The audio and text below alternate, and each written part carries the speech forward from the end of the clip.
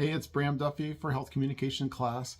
Today we're talking about interprofessional communication. So that's professional communication that happens between folks, and in this case we're talking about healthcare workers.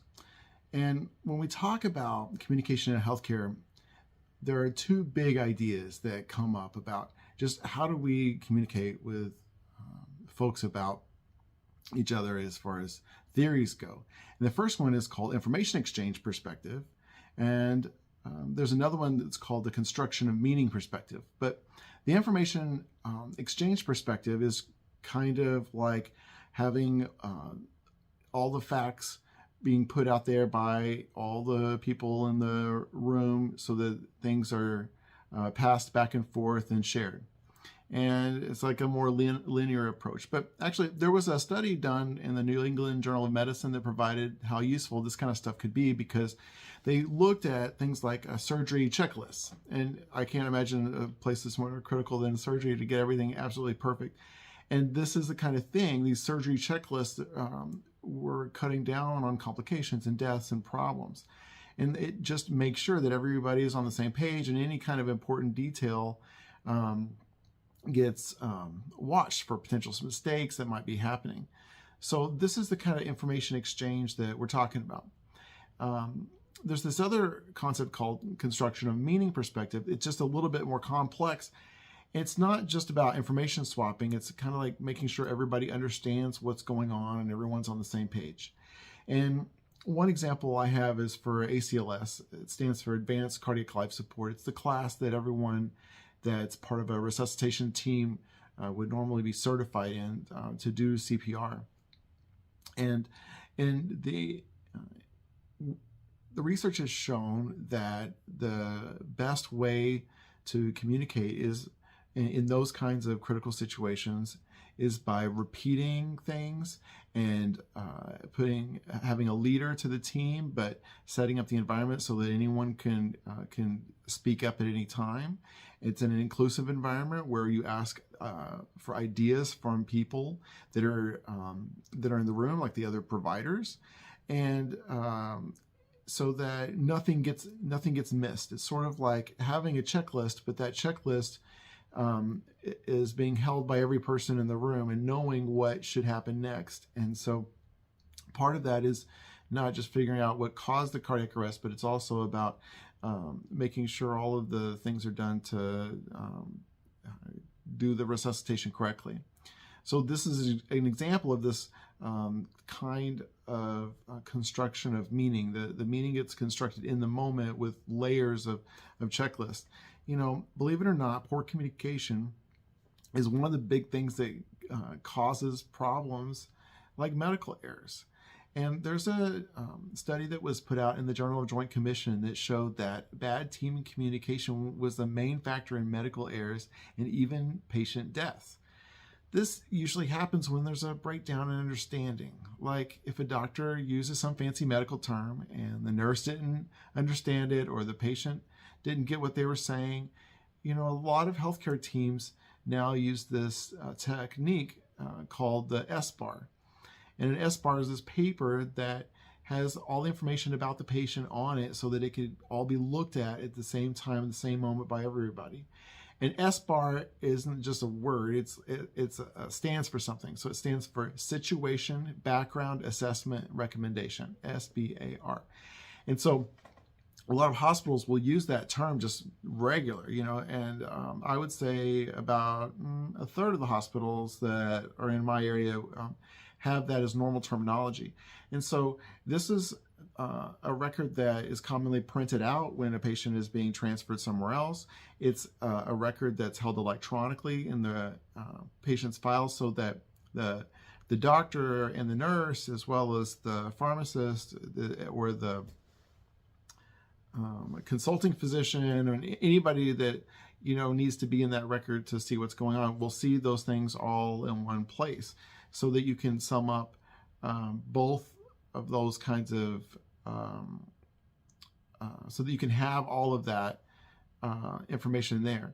And so to sum up both of these kind of perspectives, this information exchange perspective and then this construction meaning perspective are really good in healthcare. And it's like, whether it's checklists out there or these techniques like the S-bar, good communication makes a difference, a huge difference when it comes to patient care, and it stops mistakes from happening. And the cool thing about our class together is that a lot of what we talk about are theories in healthcare, theories in communication, and then connect those to what those things are in real practice. And so you can see now that the S-bar is a great example of good communication. Checklists are great examples of good communication, especially in surgery. And so these kinds of things are what make sure things are done right. Now, the other aspect to talk about in this interprofessional communication that goes hand in hand is attitude. This is because your attitude's always being communicated through your verbal expressions, and it doesn't even matter if you're saying words, because our attitude is like a silent language, and our silent language is constantly speaking through the nonverbal communication stuff that we put out there.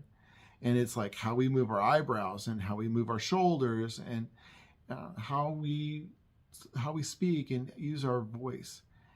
And there's particular words that we could choose or not choose. And so it's like how those things come together all present you as a person. And in my past, I've been able to talk about techniques about deception and about trying to figure out if someone's lying or not, trying to work to look at their nonverbal behavior to detect lies. And it's very interesting because what's true is that it's really hard for humans to fake these different emotions, especially when we have to think and act and move all at the same time. And if there's any amount of stress, it makes it even more difficult. It's just uncomfortable to lie. And so those things that give away lies can become really evident just because of this nonverbal communication elements that happen.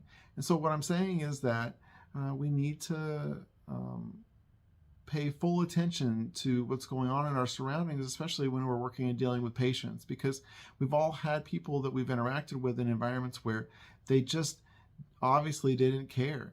And the attitude that shows through that they didn't care really means that something might get missed because the person that's supposed to care doesn't care, and that's a problem. I wrote an article in the Journal of Emergency Medical Services a few months ago about building patient rapport and the importance of building patient rapport because of the things that it allows you to have. It builds the trust between you and the other person, and it allows for empathy to come through and understanding and a greater ability to connect with that patient. And so some of the things that we have to think about are the actual body language that we're putting out there. And I'll tell you, after having hundreds and hundreds of patients, there are times when I might just start seeing the next patient like a number. It's easy to do. Next, number 42, come up to the board, like it's just like that. And so one of the things that I know that I can do to make a difference to remind myself that, I'm here in the moment with this person is to think about the eye contact, look at the patient and more than just seeing them as a science project. And so that's one of the things in healthcare that happens is that, we think about that on the technician level, the technician is thinking about the tasks that need to be performed. The nurse is supposed to be thinking about the care and the care plan. And the physician is supposed to be thinking about the science of what's happening. See, so everyone does have their own perspectives and own ways of caring, but they don't always, come through in the right way to the patient. And so why does this matter in healthcare? Well, it matters because healthcare is inherently personal and it's inherently human. And so when a patient walks into a clinic, they feel vulnerable and sometimes scared. And the last thing they need is a healthcare provider or even a receptionist who seems like that, dismissive or uninterested. And so even when the right words are spoken, if they're delivered without warmth or empathy, then the whole message can just feel hollow, and it can make the patient feel more anxious than before. And it can be a whole different thing. You can have a healthcare provider that makes eye contact and gives a smile and speaks with a gentle voice and listens without rushing and reassures them. And there is a big difference that comes into play there. And I know I've mentioned this before in a previous lecture, but I just want to say it again, that I have seen patients walk out of health situations that meant that they could walk out the door and not live anymore because they think that the provider doesn't care about them, or they think that the provider is being disrespectful to them. Those things can happen. And so what a horrible thing to have someone come in having chest pain or having abdominal pain, and they wait in the lobby for a long time, and the nurse that they keep checking in with at triage doesn't act like they care. And to that patient, all of a sudden it means, gosh, if they don't think it matters that much, then it really just must not matter that much. And so I shouldn't care that much. And I'm hungry and my family's waiting. I guess I should just go home. And so that's a horrible thing, because what got communicated was that your issue is not a big deal. And it very well could be, and most likely is a big deal. And you know as well as I do that anything that hurts and you can't explain, like, it needs to be investigated, because these things can cause bigger problems, and including death. So I'm just talking about all these things because I am a real believer in that how I talk to my patients can translate into how do they understand or believe or trust what's going on, and all those things are connected to interpersonal communication. So in healthcare, it's just not always one person interacting with a patient, right? Like I was saying, there's this whole team of folks, doctors and specialists, administrative staff and tech staff, and everybody in that team has a way that they can shape the patient's experience and help them feel how the impact of the care.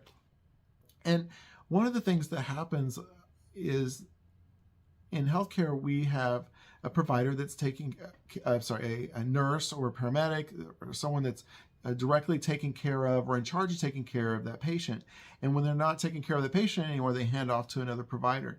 And so there's like a patient report time that usually happens twice a day, first at the morning shift and then at the evening shift, to give a full handoff on the patient, where those two nurses will sit down and talk to one another about that patient, each one of the patients. So if they're on the floor, they might have 6 or 8 patients.